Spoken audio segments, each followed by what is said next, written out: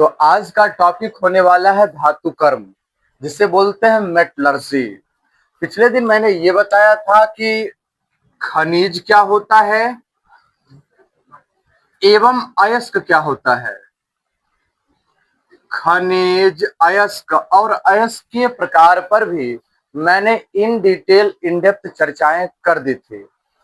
और आज का टॉपिक होने वाला है मेटलर्जी या धातु कर्म।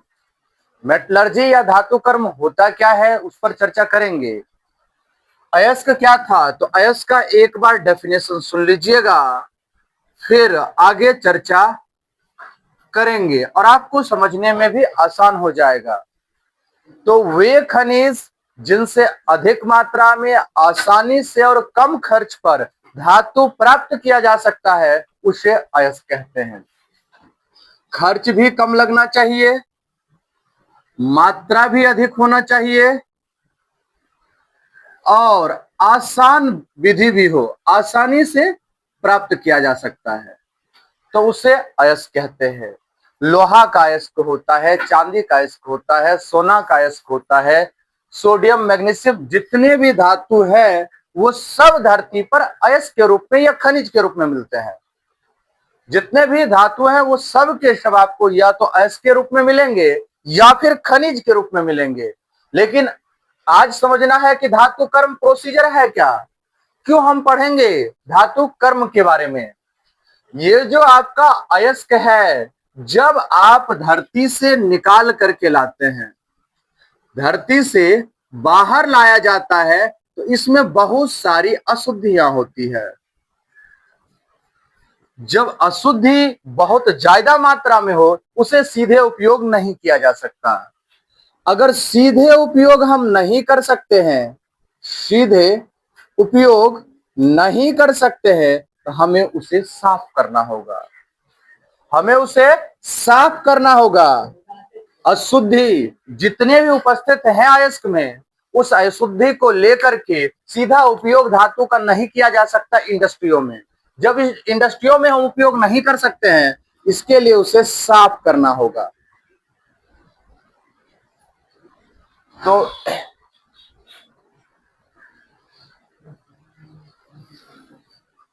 ये जो अयस्क है अशुद्धि युक्त, अयस्क जो है वो अशुद्धि युक्त है।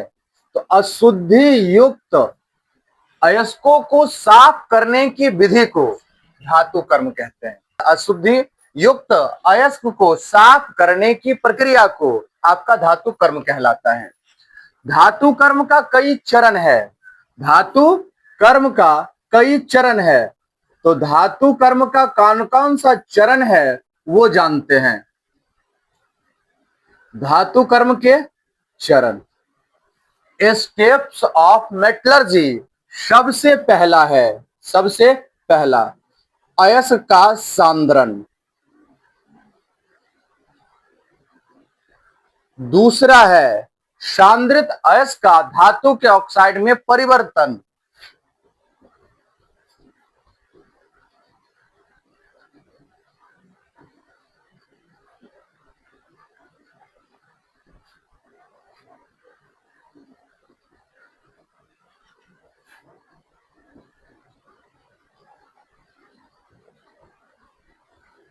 पहला है अयस्क का सांद्रण, दूसरा है सांद्रित अयस्क का धातु के ऑक्साइड में परिवर्तन। तीसरा जो चरण है इसका, धातु के ऑक्साइड का अपचयन।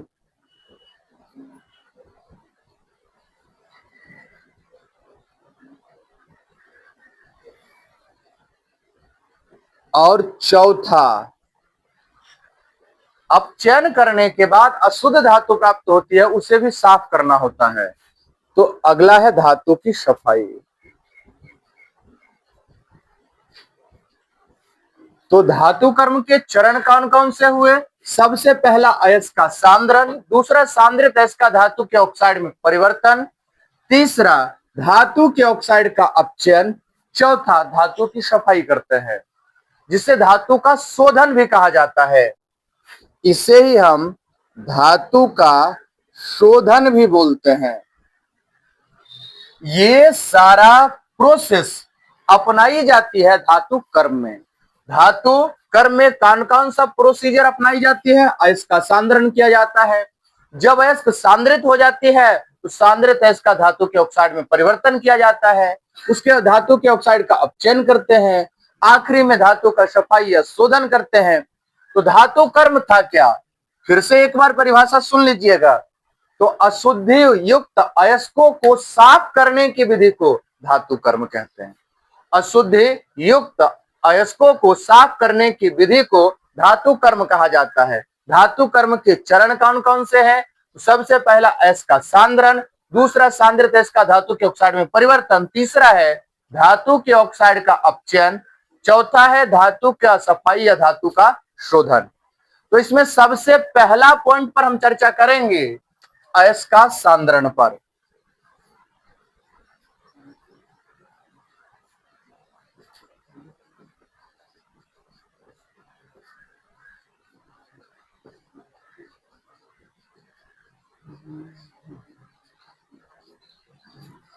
कॉन्सेंट्रेशन ऑफ ओर्स, अयस्क का सांद्रण।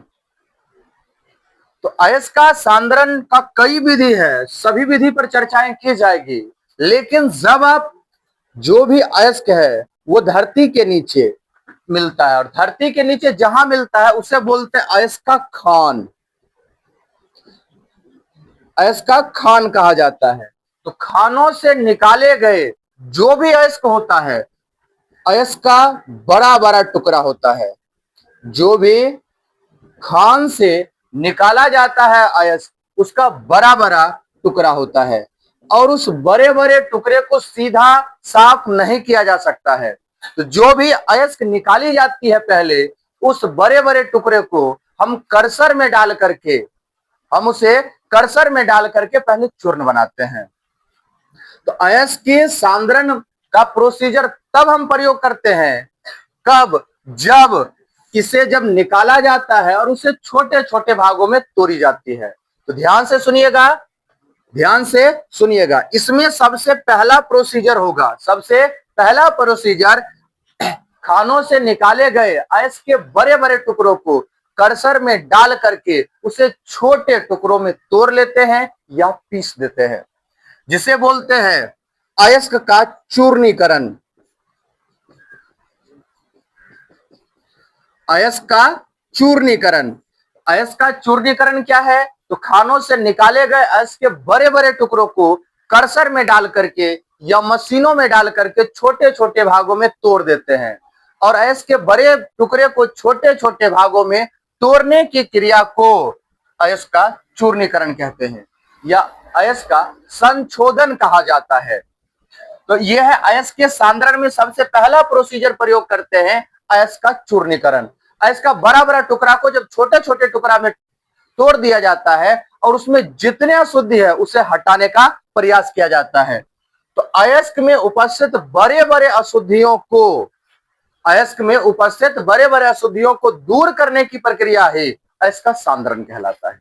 या अयस्क में उपस्थित अशुद्धियों को दूर करने की प्रक्रिया को अयस्क का सांद्रण कहते हैं या कॉन्सेंट्रेशन ऑफ ओर्स कहते हैं। तो अयस्क का सांद्रण क्या है? तो जो भी अशुद्धि बराबर उपस्थित है सभी अशुद्धि को हम धीरे धीरे करके साफ कर देंगे और वो जो साफ करने का प्रोसेस है वही कहलाता है अयस्क का सांद्रण या कॉन्सेंट्रेशन ऑफ ओर्स। तो अयस्क का सांद्रण का कौन कौन सा विधि पढ़ना है उसको ध्यान से सुनिएगा। तो इसमें सबसे पहला पढ़ाएगा हाथ से चुनना। इसका जो अयस्क के सांद्रण की विधि है वह है आपका हाथ से चुनना, सबसे पहला विधि। दूसरा विधि होगा आपका गुरुत्व पृथक्करण। गुरुत्व पृथक्करण विधि।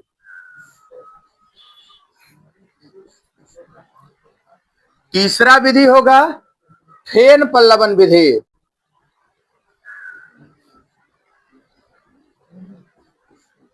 चौथा विधि होगा आपका चुंबकीय पृथक्करण विधि।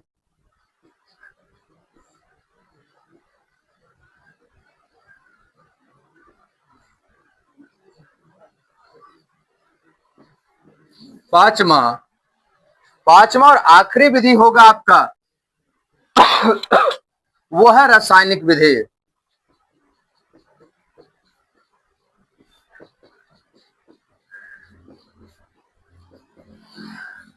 पांचवा और आखिरी विधि होगा रासायनिक विधि।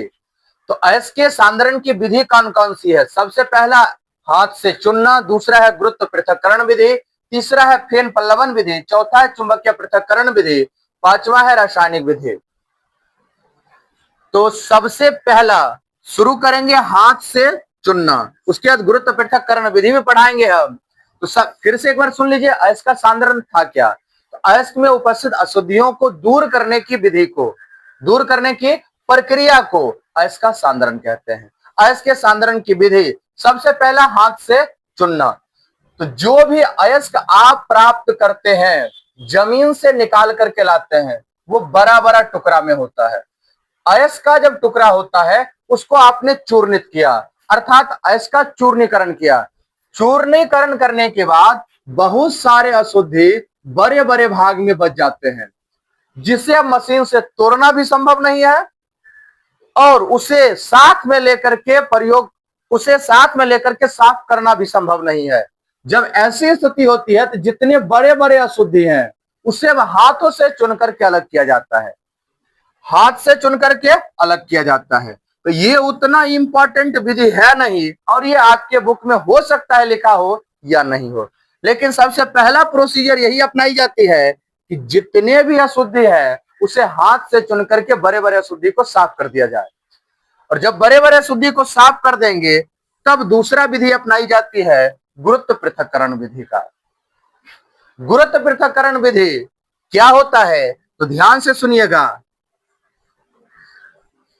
सबसे पहले अयस्क का चूर्ण लिया जाता है। गुरुत्व पृथक्करण विधि में अयस्क का चूर्ण लेते हैं,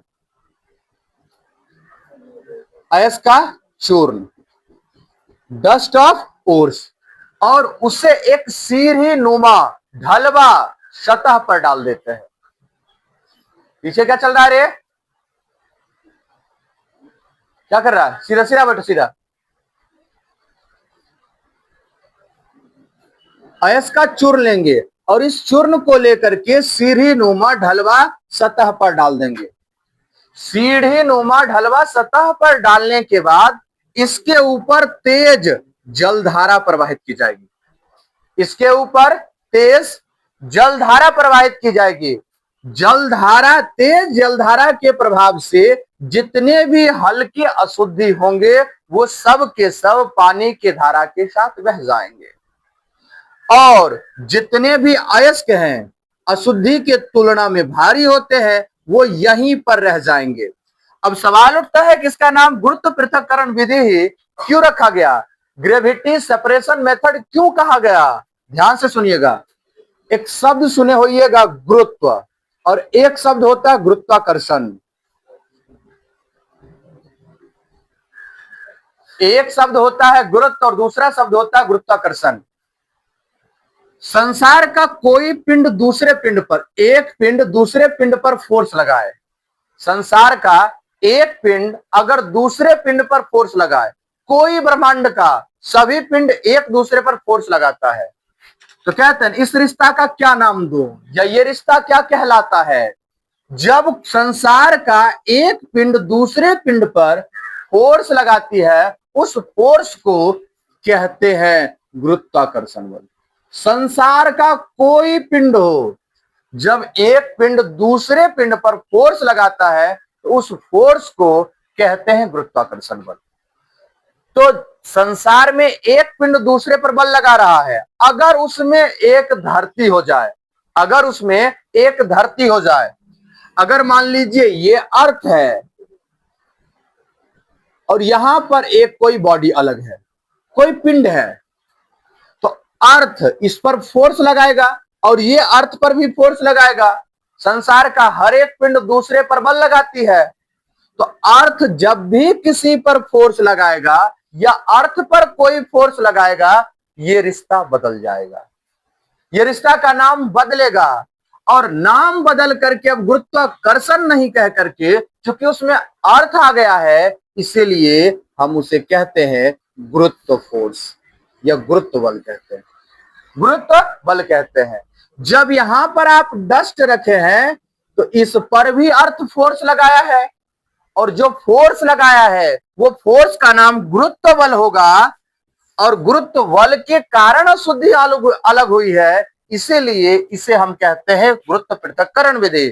फिर से समझिएगा, गुरुत्व पृथक्करण विधि में करते क्या है। तो अयस्क सांद्रण के इस विधि में, अयस्क सांद्रण के इस विधि में अयस्क के बड़े बड़े टुकड़ों को लेकर के कर्सर में डाल करके इसका चूर्ण बनाते हैं, और अयस्क के चूर्ण को ढलवा सीढ़ी नुमा सतह पर डाल करके रख देते हैं, और रखने के बाद इसके ऊपर तेज जलधारा प्रवाहित की जाती है, और तेज जलधारा के प्रवाह से अशुद्धियां जल के साथ बह जाती है, जबकि भारी अयस्क के कण टुकड़ा उसी जगह स्थिर रह जाता है। यहां से अशुद्धि अलग हो जाती है, और इस विधि को कहते हैं गुरुत्व पृथक्करण विधि। इस विधि को क्या कहते हैं? गुरुत्व पृथक्करण विधि। तो पहला था हाथ से चुनना, दूसरा मैंने समझा दिया है गुरुत्व पृथक्करण विधि, तीसरा है फेन पल्लवन विधि।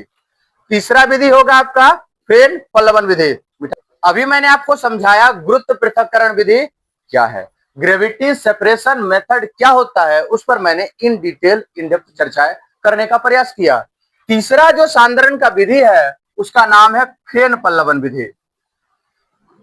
फेन पल्लवन विधि।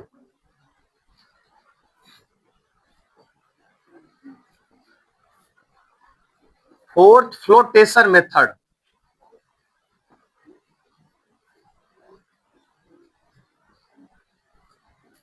और इस विधि से हर एक दूसरा साल सवाल आया है बोर्ड एग्जाम में। तो सबसे पहला जो सवाल पूछी जाती है, फेन पल्लवन विधि द्वारा किस अयस्क का सांद्रण किया जाता है। क्वेश्चन बैंक पलट करके देखिएगा तो फेन पल्लवन विधि द्वारा सल्फाइड अयस्कों का सांद्रण किया जाता है। पहला 1 नंबर का सवाल यह पूछेगा कि फेन पल्लवन विधि द्वारा किस अयस्क का सांद्रण किया जाता है, तो फेन पल्लवन विधि द्वारा सल्फाइड अयस्कों का सांद्रण किया जाता है। पहला बात क्लियर हुआ। या इसी का नाम झाग पल्लवन विधि है, इसी को झाग पल्लवन विधि भी कहते हैं। तो फेन पल्लवन विधि द्वारा किस अयस्क का सांद्रण किया जाता है, तो सबसे पहला है सल्फाइड अयस्क। सबसे पहला क्या है बाबू रे? सल्फाइड अयस्क का सांद्रण हम फेन पल्लवन विधि द्वारा करते हैं। ZnS का, CuFeS2 का, FeS2 का, ये सब सल्फाइड अयस्क है। 3 शब्द आता है, तीनों शब्द में फर्क आता है। एक है सल्फाइड, बच्चा बार बार गलती करता है। दूसरा होता है सल्फाइड, तीसरा होता है सल्फेट। सुनने में एक जैसा है लेकिन फॉर्मूला अलग अलग होता है, केमिकल एंड फिजिकल प्रॉपर्टी अलग अलग होती है। सल्फाइड को कैपिटल एस लिखा जाता है। जब जब कैपिटल एस दिखेगा, मान लीजिए ZnS लिखा हुआ है, तो ZnS को जिंक सल्फाइड कहेंगे।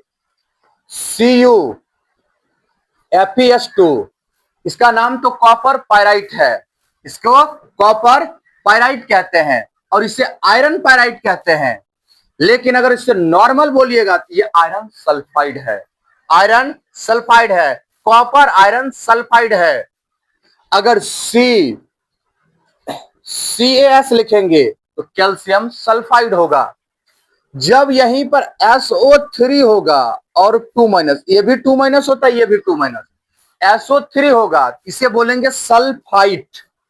अगर यहां पर लिखे CaSO3, इसे बोलेंगे कैल्शियम सल्फाइड, कैल्शियम सल्फाइड कहा जाएगा। अगर यहीं पर MgSO3 लिखा जाए, इसे बोलेंगे मैग्नीशियम सल्फाइड, इसे बोलेंगे मैग्नीशियम सल्फाइड। Na2SO3 लिखेंगे तो इसे बोलेंगे सोडियम सल्फाइड। तो जब जब SO3 लिखा हुआ मिलेगा तो सल्फाइड शब्द को याद करना है, जब जब S शब्द लिखा हुआ मिलेगा तो सल्फाइड शब्द को याद करना है। और उसके बाद एक और शब्द है सल्फेट, इसका फॉर्मूला होता है SO4 2-।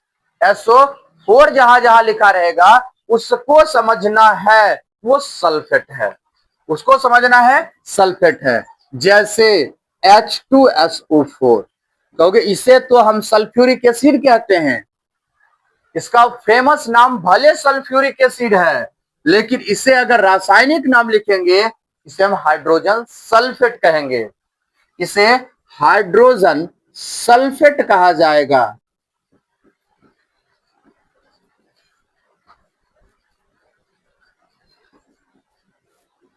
इसे हाइड्रोजन सल्फेट कहेंगे। यहीं पर अगर CaSO4 लिखेगा तो कैल्शियम सल्फेट होगा, BaSO4 लिखेगा तो बेरियम सल्फेट होगा।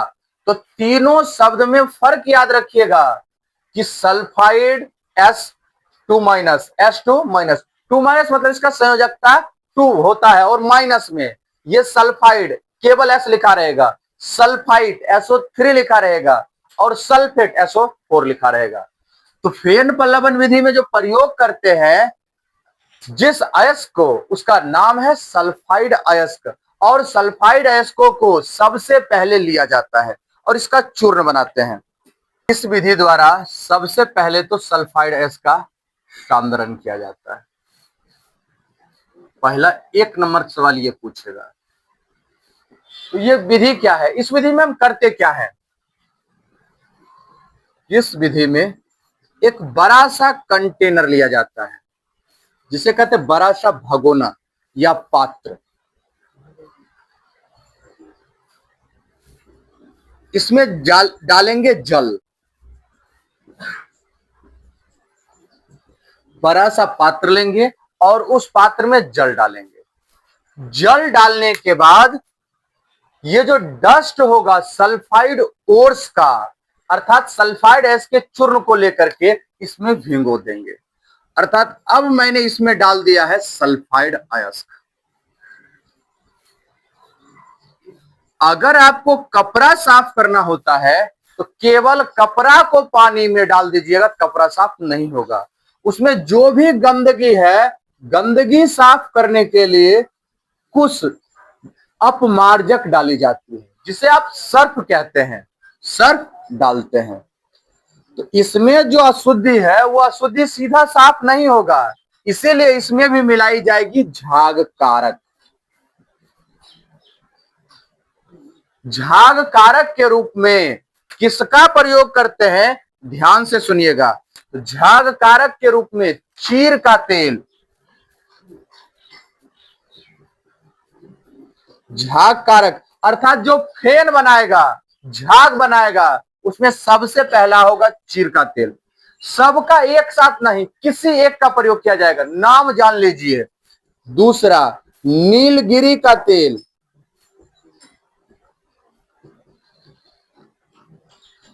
तीसरा वसा अम्ल का भी प्रयोग करते हैं, वसा अम्ल का। इसी में इस तीनों में से किसी एक का प्रयोग कर लीजिएगा झाग कारक के रूप में। मान लीजिए कि अब हमें साफ करना है, मैंने पानी लिया और इसमें पानी लेने के बाद मैंने इसमें सल्फाइड एस्को को डाला। सल्फाइड एस्को को डालने के बाद हमें डालना है एक झाग कारक। अब झाग कारक के रूप में मैंने चीर का तेल लिया और इसमें डाल दिया। तो कपड़ा साफ करते वक्त एक बात गौर से देखिएगा, जब आप अपमार्जक को ये सर्फ को पानी में डालते हैं तो ऐसे झाग नहीं देता है, उसे हिलाना पड़ता है। तो हिलाना पड़ता है और जब उसमें हाथ डाल करके पानी को थोड़ा गति दे देते हैं तब उसमें झाग बनने लगता है, तब उसमें झाग बनने लगता है।